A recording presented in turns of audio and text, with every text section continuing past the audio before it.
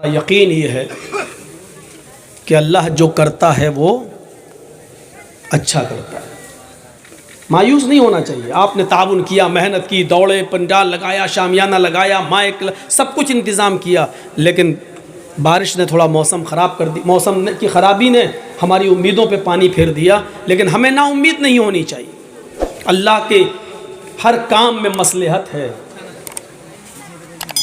मोमिन अल्लाह के हर काम को अच्छी नज़र से देखता है। कुछ मुल्हिद किस्म के लोग थे, एक दरख्त के नीचे लेटे हुए थे।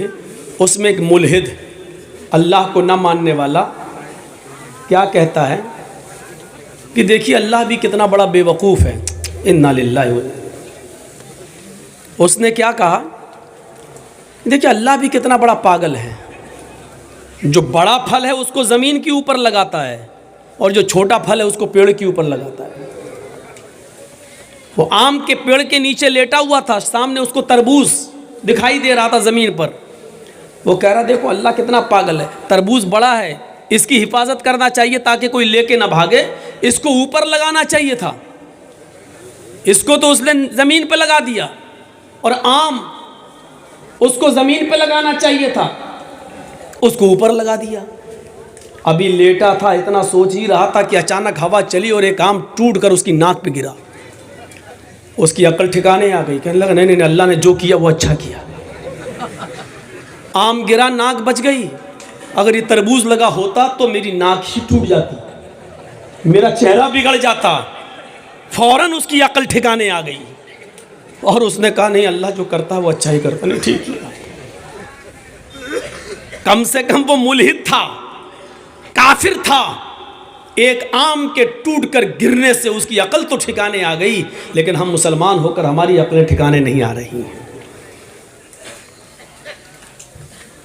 सुना होगा आपने वो किस्सा कि एक बादशाह एप्पल काट रहा था, सेब काट रहा था और छुरी चला रहा था जल्दी जल्दी सेब को काट के खाने में। अचानक उसकी छुरी उसकी उंगली पर चल गई और कहता ओह, ब्लड आ गया, खून। उसके वज़ीर ने कहा ओह ये क्या हुआ। जल्दी से उसको पोंछा और पोंछने के बाद, साफ़ करने के बाद कहा कोई बात नहीं बादशाह साहब, कोई बात नहीं, अल्लाह जो करता है अच्छा करता है, हो सकता है इसमें भी कोई भलाई रही हो। बादशाह को गुस्सा आया, कमीने, मेरी तो उंगली कटी है और ये कह रहा अल्लाह जो करता है वो अच्छा करता है, नहीं इसको खुशी हो रही है। उस वक्त तो वो गुस्सा पी गया, उस वक्त तो वो गुस्सा कंट्रोल कर गया। लेकिन बादशाह को शिकार का बड़ा शौक़ था। 1-2 महीने के बाद शिकार खेलने के लिए गया तो अपने वज़ीर को साथ में ले गया, चलो चलते हैं। जंगल में पहुंचने के बाद दस्तरखान लगाया, वहाँ से जो खाना लाए थे दस्तरखान पे बैठ के खाने लगे दोनों, बादशाह और वज़ीर। बादशाह ने कहा कुएं से पानी खींचो वज़ीर, चलो पानी पीते हैं। जैसी वज़ीर ने बाल्टी डोल कुएं में डाला और देखने लगा कुआं कितना गहरा है, बादशाह ने पीछे से धक्का दे दिया वज़ीर को, एक लात मारी, वज़ीर कुएं में गिरा। जब वज़ीर कुएं में गिरा तो बादशाह ने कहा कहो वज़ीर अब क्या कहते हो, जब मेरी उंगली कटी थी तब तो कह रहे थे कि अल्लाह जो करता है बड़ा अच्छा करता है, अब बोल, मैंने लात मारी, गिरे कुएं में, अब बोल अल्लाह जो करता है वो अच्छा करता है। वज़ीर ने कहा कि मेरा ईमान तो अल्लाह के ऊपर है, इसमें भी अल्लाह की कोई मसलहत होगी, अल्लाह जो करता है वो अच्छा ही करता है। अच्छा हुआ कि कुएं में ज़्यादा पानी नहीं है। बादशाह को गुस्सा आया, कमीना, मैं तो सोच रहा था कहेगा बचा लो भाई, निकाल लो, लेकिन ये कह रहा इसमें भी कोई अल्लाह की खूबी होगी, भलाई होगी। बादशाह को गुस्सा आया, तब मर इसी में, अल्लाह जो करता अच्छा करता है, तब मर इसी में। भाग, उसको छोड़ के भाग गया। घोड़ा दौड़ाया और शिकार के लिए निकल गया, लेकिन बादशाह को रास्ता नहीं मालूम था, वो वज़ीर ही बताता था। और बादशाह रास्ता भटक कर दूसरे शहर में घुस गया। वहाँ कुछ लोग किसी ऐसे आदमी को तलाश कर रहे थे कि जिसको पकड़कर किसी मंदिर पर देवी या देवता के नाम पर उसकी बलि दे दी जाए, कुर्बान कर दिया जाए, क्योंकि उनका अकीदा था कि हमारे शहर में, हमारे गांव में उस वक्त तक बारिश नहीं होगी जब तक कि हम किसी की बलि नहीं देंगे। तो उन लोगों ने इसको पकड़ लिया है। यही था अनजाना है ये कौन आ रहा, पकड़ो, घोड़े पे दौड़ा, उसी को पकड़ लिया। अब वो कह रहा है अरे कहाँ ले जा रहे हो? कहा बलि देने के लिए। अरे तुम्हें मालूम नहीं मैं कौन हूँ? कहा कौन है? कहा फला फला शहर का मैं बादशाह हूँ। इन लोगों ने कहा जिन्होंने पकड़ा था तब तो हमारे भगवान और ज़्यादा खुश हो जाएंगे कि बादशाह की बलि दी। चलो वो देवी और देवता के मंदिर पर ले गए। वहाँ एक पंडित बैठा हुआ था। कहा देखो इसकी बलि, पंडित को चेक कराना पड़ता था कि देखो इसकी बलि सही है कि नहीं। बादशाह, ये बादशाह है फला का। पंडित कहता बहुत अच्छा आदमी लेके आए हो। ऊपर से नीचे तक देखा बहुत अच्छा, लेकिन चेक करने लगा, पैर सही है, घुटना सही है, पैर, चेहरा सही, हाथ सही है, हाथ दिखाओ। अरे तेरी तो उंगली कटी हुई है, ये क्या है? कहा उंगली कटी थी। ये तो ऐबदार आदमी है भाई, हमारी देवी को, हमारे देवता को किसी ऐबदार आदमी की बलि मंजूर नहीं है, फ्रेश माल चाहिए, जिसका बिल्कुल सब कुछ ठीक हो, इसकी बलि नहीं लेंगे, स्वीकार नहीं होगी। तब अब उसको यकीन आया, ओफो मेरी उंगली कटी थी और उसने कहा था कि अल्लाह जो करता है अच्छा करता है।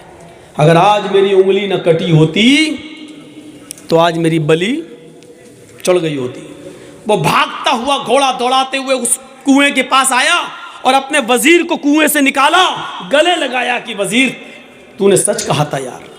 कहा क्या हुआ? कहा ऐसा ऐसा मामला हुआ।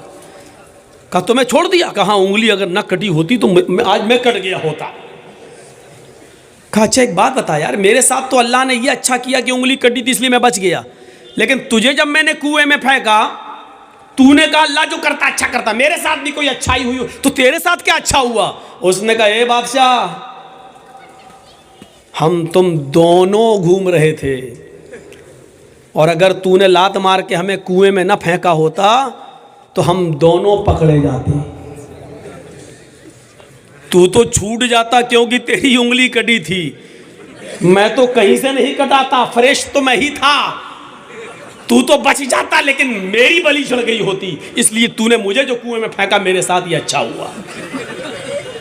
न कुएं में गिरा होता, अगर कुएं में ना गिरा होता तो दुनिया छोड़ के जाना पड़ता, मेरी बलि चढ़ गई होती। तो आपने देखा बादशाह के साथ क्या अच्छा हुआ, उसकी उंगली कटी इसलिए बच गया। और उस वजीर के साथ क्या अच्छा हुआ कि उसको कुएं में फेंक दिया, नहीं तो वो भी जाता। तो उस वक्त समझ में नहीं आता इसमें क्या मसलहत है, बाद में समझ में आता है। अल्लाह ने बारिश क्यों बरसाई, हम जाएंगे उससे हिसाब किताब लेने के लिए।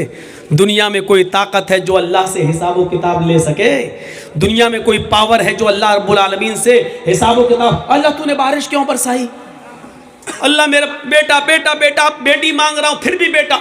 अल्लाह बेटी बेटी बेटी फिर बेटी, मैं बेटा मांग रहा हूँ, 4 बेटी 1 बेटा। अल्लाह से कोई हिसाब नहीं मांग सकते हो।